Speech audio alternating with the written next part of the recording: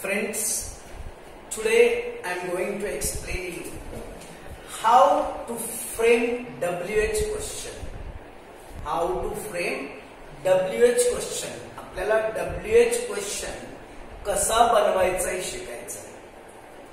You know, if you want to speak English, if you want to learn English, then at first you must learn how to frame the questions.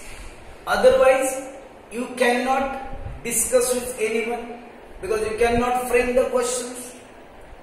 So, today I am going to tell you the structure of the question. For that, you must know which are the WH words. आपल्याला पहिल्यांदा कोणते WH words आहेत हे आपल्याला शिकायचं आहे. बघा, I have given here some WH words which are used in the questions. What, when, which, why, whose, whom, how, where, who. These are WH words. The meaning of them is given here. What म्हणजे काय, when म्हणजे केव्हा, which कोणते, why का, whose कोणाचे, whom कोणाला, how कसे किंवा किती. आपण एखाद्याला प्रश्न विचारला, how many friends you have म्हणजे किती या अर्थाने आलं. व्हेअर कोठे आणि हू म्हणजे कोण. These are the WH words. Now we can see what is the structure of the sentence. While framing the question, you have to begin the sentence with WH words. WH word. आपल्याला सुरुवातीला WH word वापरावा लागेल.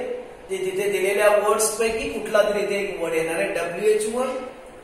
त्यानंतर दिलेल्या sentence मध्ये to be am is are, was were, shall be यापैकी कुठली तरी टू बी किंवा सेंटेन्स मध्ये हेल्पिंग वर्ब दिला असेल have, has, had, can, could, should, would, may, might, must. आणि यापैकी कोणी नसेल तर डू, डीड किंवा डज वापरावं लागतं. त्यासाठी आपल्याला सेंटेन्स मध्ये कोणता टेन्स दिलेला आहे त्यानुसार डू, डीड किंवा डज वापरायचं. त्यानंतर सब्जेक्ट वापरावा लागतो, ज्याला मराठी आपण करता असं म्हणतो. त्यानंतर व्हर्ब वापरायचं. आणि जर सेंटेन्स मध्ये ऍडजेक्टिव्ह असेल तर त्यानंतर वापरायचं. आणि शेवटी क्वेश्चन मार्क द्यायचा असतो. बघा, you can see here. Begin the question with WH word, then to be, helping verb or do, did, does, then subject, then verb, and then if there is object then you can use it and give question mark at the end. You can see here the first question, first sentence. She gave me bobby pins. She gave me bobby pins. You can see here in this sentence, these words are underlined. It means this one is the answer and you have to frame the question. हे answer दिलेलं आहे, आपल्याला question बनवायचं आहे. बघा, पहिल्यांदा question बनवताना आपल्याला सेंटेन्सचा मिनिंग कळला पाहिजे. जर मिनिंग कळत असेल तरच आपल्याला क्वेश्चन बनवता येईल. बघा सेंटेन्सचा मिनिंग. शी गेव मी बॉबी पिन्स. तिने मला बॉबी पिन्स दिल्या.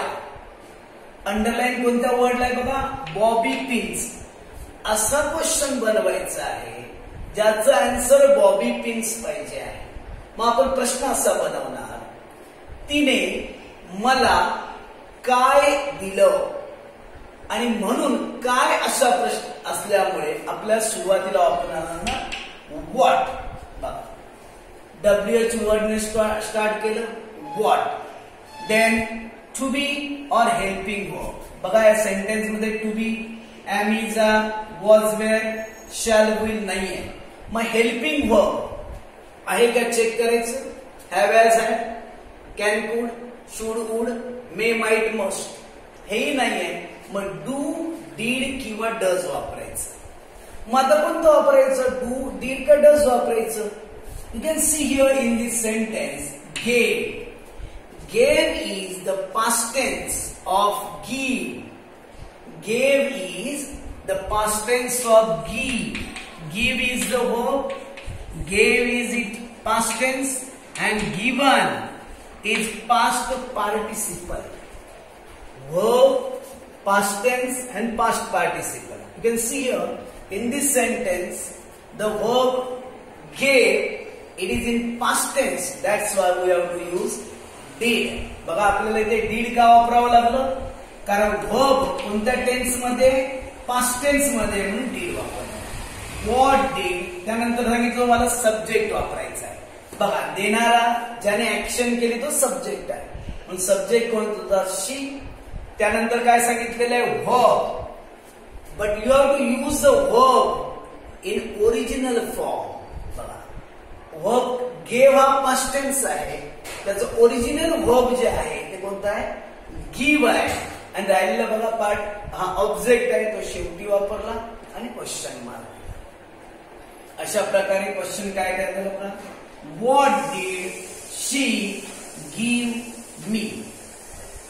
What did she give me. You can see the structure of the question. See WH word, then did, then you can see subject, then verb, object and question mark at the end. शेवटी मात्र question mark द्यावाच लागतो. You can see the second question.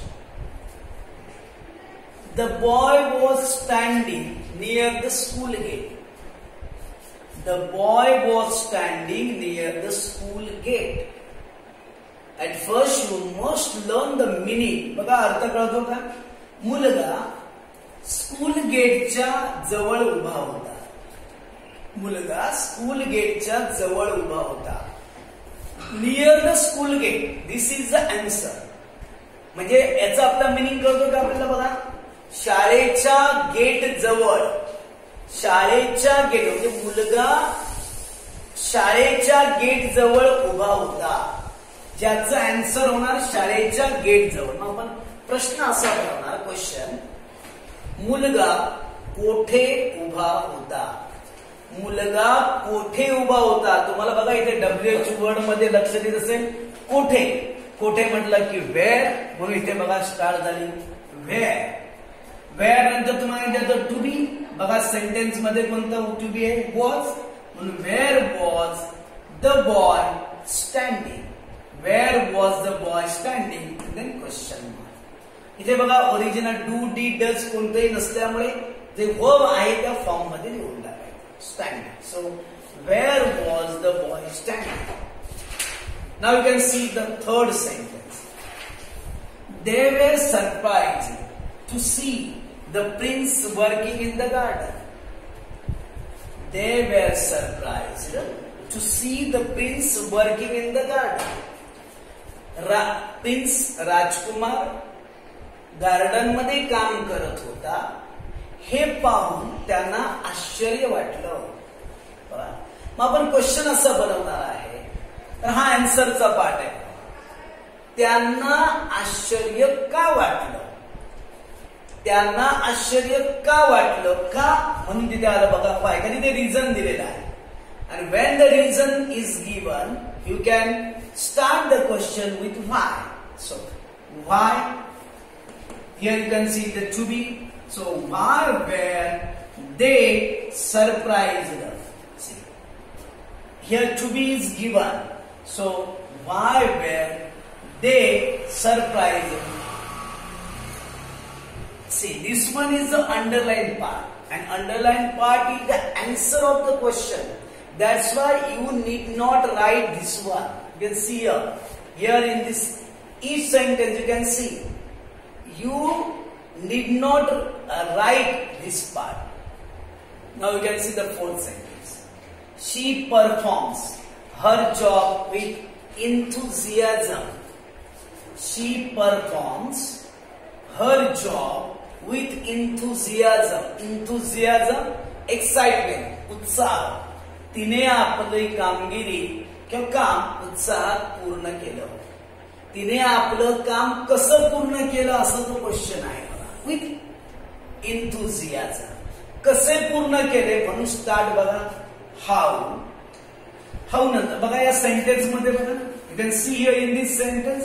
Is there any to be, am is are, was were, shall be. There is no any to be. Then helping verb, have, has, had, can, could, should, would, may, might, must. There is no any helping verb. Then use do, did or does. And you can see here performs. There is s to the verb. That's why you have to use does. Therefore, how does she write the verb in original form? So, performs. बघा इथे performs होतं. आपल्या इथे perform वापरावं लागणार आहे. म्हणून how does she perform her job? Next one. Nelson Mandela spent 27 years in jail. Nelson मंडेलाने 27 वर्ष जेलमध्ये घालवली. Nelson Mandela from Africa, who was the greatest person, and he spent his 27 years of his life in the jail. बघा Nelson मंडेलाने 27 वर्ष जेलमध्ये घालवले. आपलं answer दिलेलं आहे 27. म्हणजे आपल्याला 27 आन्सर यायला पाहिजे असा क्वेश्चन बनवायचा आहे. मग क्वेश्चन असा येईल बघा. नेल्सन मंडेलाने किती वर्ष जेलमध्ये तुरुंगात घालवली. किती वर्ष म्हणून इथे क्वेश्चन स्टार्ट झाला. How many years. How many years इथे बघा डीड वापरलं. डीड का वापरला बघा. स्पेंट. स्पेंट हा बघा SPENT स्पेंट आणि SPENT स्पेंट हे वर्ब आहे आणि स्पेंट हा पास्ट टेन्स आहे. स्पेंट पास्ट टेन्स असल्यामुळे आपल्याला इथे काय वापरावं लागलं बघा. How many years did. Spent past tense असल्यामुळे डीड वापरलं. नंतर सब्जेक्ट बघा नेल्सन मंडेला. इथे बघा स्पेंट होतं पण आपल्याला ओरिजिनल वर्ड वापरावा लागेल म्हणजे स्पेंट. म्हणून आपल्याला वर्ब्स माहिती पाहिजे. Spent in jail. बघा क्वेश्चन कसा करणार. How many years did Nelson Mandela spend in jail? Last one. Kapil Dev was the hero of cricket in 1983. Kapil Dev was the hero of cricket in 1983. You can see here. Kapil Dev. This one is the answer. You have to frame the question. अर्थ बघा. कपिल देव हे 1983 मध्ये क्रिकेटचे hero होते. हा आन्सरचा part आहे. आन्सरचा part आहे कपिल देव. पण क्वेश्चन कसा बनवणार. 1983 मध्ये क्रिकेटचे हिरो कोण होते. कोण या अर्थाने असल्यामुळे काय ना हु येईल बघा. हु इथे आपल्याला टू बी दिसतंय म्हणून वॉज आहे बघा. Who was the hero of cricket in 1983. In this sentence there is no verb. या सेंटेन्स मध्ये वर्ब नाहीये बघा आणि त्यामुळे वर्ब वापरायचा प्रश्नच येत नाही बघा. Who was the hero of cricket in 1983? So you have to learn the structure of the question, and if you learn it carefully, then you can learn English also.